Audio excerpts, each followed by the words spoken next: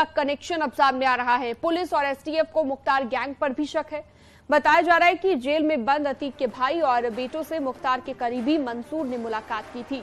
मंसूर के साथ ही मुख्तार के कई करीबी भी रडार पर हैं। जल्द ही कुछ लोगों को हिरासत में लेकर पूछताछ कर सकती है एसटीएफ।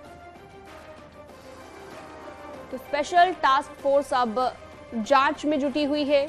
जेल में बंद अतीक के भाई और बेटों से मुलाकात की जा रही है, क्योंकि मुख्तार गैंग का कनेक्शन अब इस पूरे मामले को लेकर सामने आने लगा है। कई बड़े खुलासे हो रहे हैं।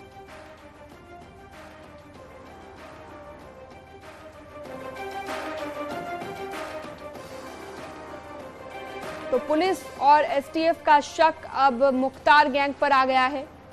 एसटीएफ भी लगातार मामले को लेकर पूछताछ में जुटी है। जगह जगह पर छापेमारी की जा रही है, जांच जारी है और अब शक ये हुआ है कि मुख्तार गैंग भी इसमें शामिल हो सकता है, क्योंकि अतीक के भाई से मुलाकात की थी मंसूर ने।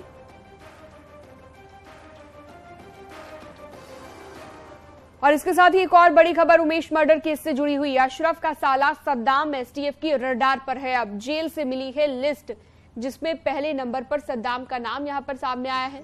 बताया जा रहा है कि सद्दाम अशरफ का अकाउंटेंट है और बरेली जेल के पास किराए के मकान में रहता है। सद्दाम प्रॉपर्टी का काम करता है। उमेश मर्डर केस के बाद से सद्दाम फरार बताया जा रहा है। सद्दाम को लेकर फतेहपुर, कानपुर, कौशाम्बी इन जगहों पर छापेमारी हो रही है। अतीक का भाई अशरफ बरेली जेल में बंद है।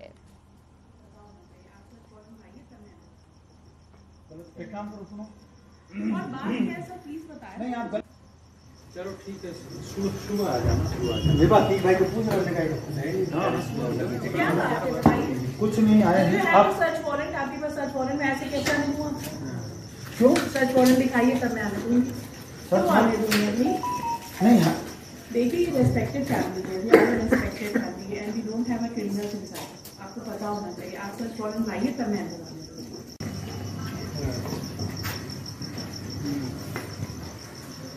चलो ठीक है, सुबह आ जाना। मेरे पास भाई को पूछ रहे कुछ नहीं आया है। आप सर्च वारंट, आपके पास सर्च वारंट में ऐसे कैसे आने दूंगा? क्यों सर्च वारंट दिखाइए तब मैं आने दूंगी। नहीं है। चलो ठीक है, सुबह आ जाना। मेरे पास भाई को पूछ रहे कुछ नहीं आया है। आप सर्च वारंट, आपके पास सर्च वारंट में ऐसे कैसे आने दूंगा?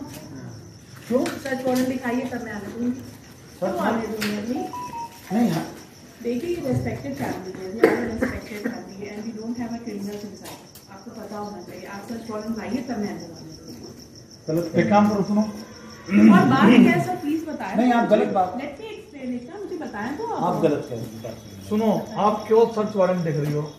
आपको और इसी पर ज्यादा जानकारी बातचीत के लिए सीधा रुख करते हैं। प्रयागराज से सर्वेश दुबे हमारे साथ जुड़ गए हैं और साथ ही धारा सिंह भी हमारे साथ मौजूद रहेंगे। ऋषभ मणि त्रिपाठी भी हमारे साथ जुड़े हुए हैं। सर्वेश, सबसे पहले आपके पास आते हुए, इस मर्डर केस की अगर हम बात करें, मुख्तार गैंग से भी कनेक्शन सामने आ रहा है। कई बड़े खुलासे एक के बाद एक हो रहे हैं। एसटीएफ लगातार जांच में जुटी है, पूछताछ कर रही है और कह सकते हैं आने वाले वक्त में और भी कई बड़े खुलासे हो सकते हैं इस मामले पर।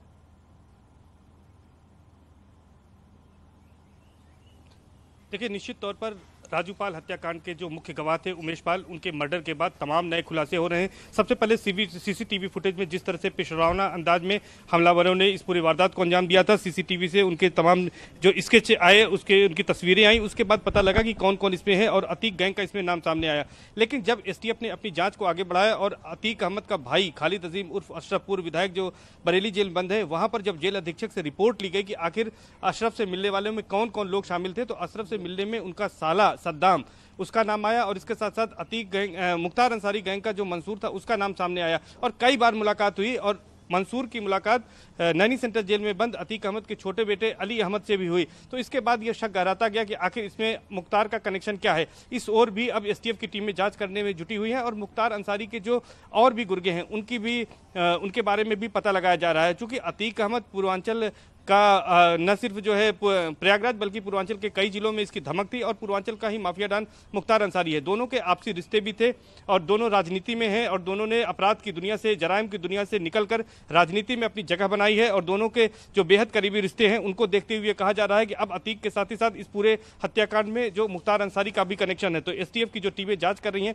वो इस एंगल पर भी अब जांच करने में जुटी हैं, चाहे वो सद्दाम हो या मंसूर हो या अन्य मुख्तार अंसारी के जो गुर्गे हैं उनकी तलाश में भी छापेमारी की जा रही है, उनके बारे में भी जानकारी जुटाई जा रही है ताकि पूरे मामले का खुलासा किया जा सके। इसके साथ ही साथ मैं बता दूं कि इस वक्त मैं मौजूद हूं उमेश पाल के घर पर। आज हत्याकांड का चौथा दिन है, तमाम राजनीतिक दलों के लोग यहां पर पहुंच रहे हैं और बसपा के प्रदेश अध्यक्ष विश्वनाथ पाल यहां पर थोड़ी देर पहले पहुंचे थे। उन्होंने यहां पर परिवार से मुलाकात की है और उमेश पाल को अपना मित्र बताया था क्योंकि उमेश पाल पहले बसपा में भी रह चुके हैं। उन्होंने कहा है कि बसपा सुप्रीमो मायावती ने आज ही ट्वीट करके इस बात को कहा है कि अगर अतीक अहमद का परिवार दोषी पाया जाता है तो वो उसको पार्टी से निकाल देंगी। हालांकि बड़ा सवाल यही है कि आप लगातार नजर बनाए रखिएगा, निकालेंगी। सर्वेश आप लगातार नजर बनाए रखिएगा। हमारे साथ धारा सिंह भी जुड़े हुए हैं, उनके पास भी हम जाएंगे।